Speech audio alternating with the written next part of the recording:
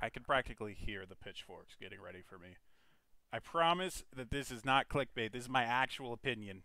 And as I was going through, I tried to leave everything at the door. I tried to leave competitive viability at the door.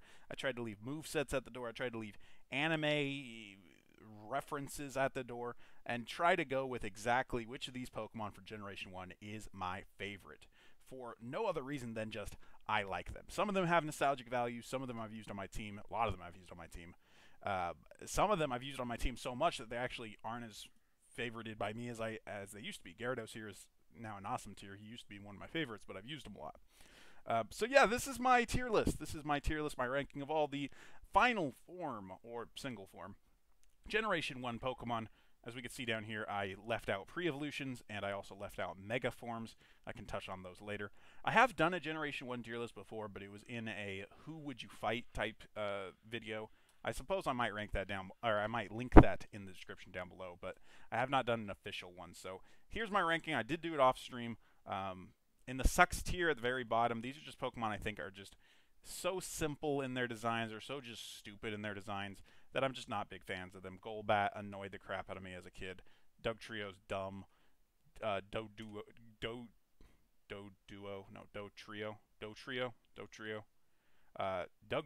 Excuse me.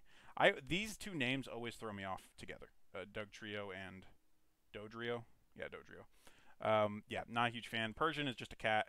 Seaking is just a fish, and Mr. Mime is creepy.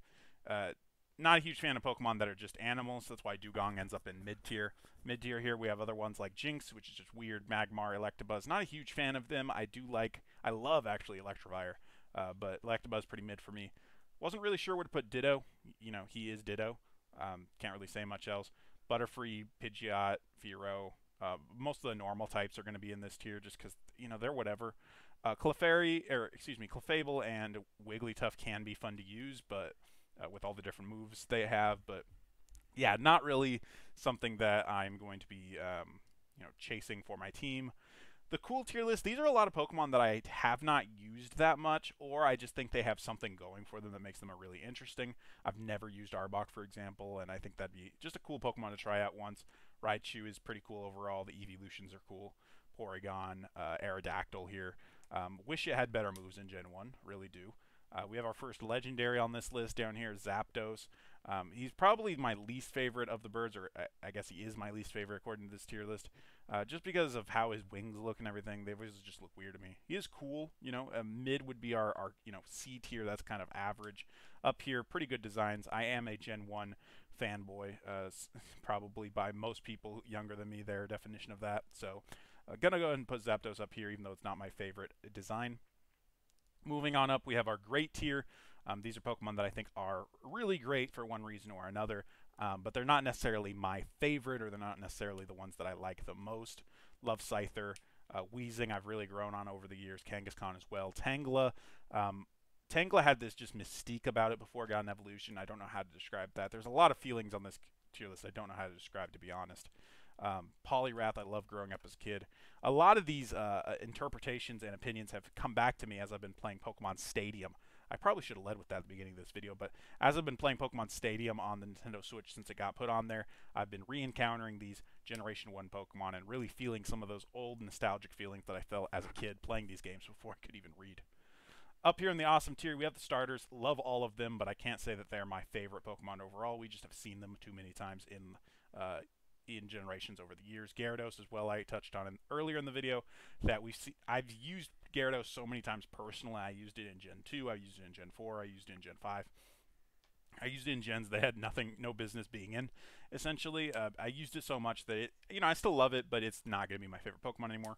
Articuno at one point was my favorite Pokemon. And then as I got older, I learned how bad the ice type is, and it's kind of waned on me. Mewtwo and Mew, really cool.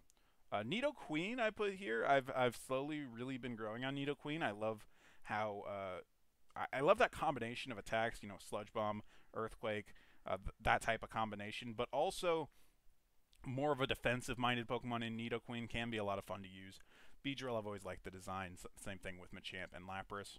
Oh, and Kabutops as well.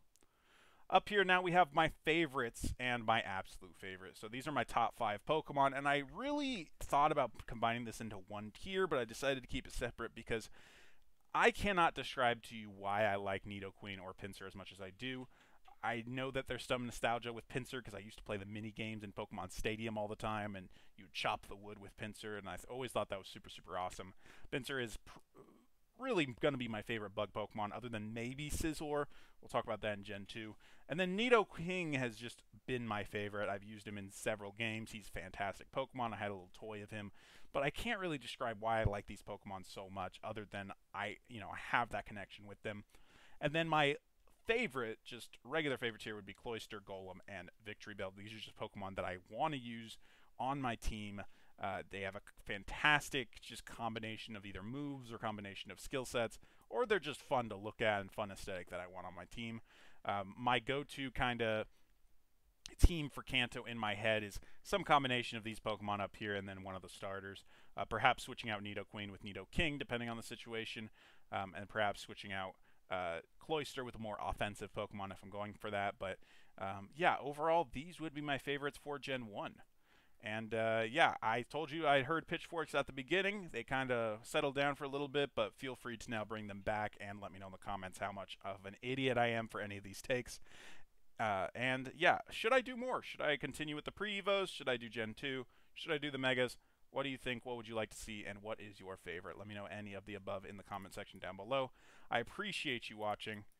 Have a great day.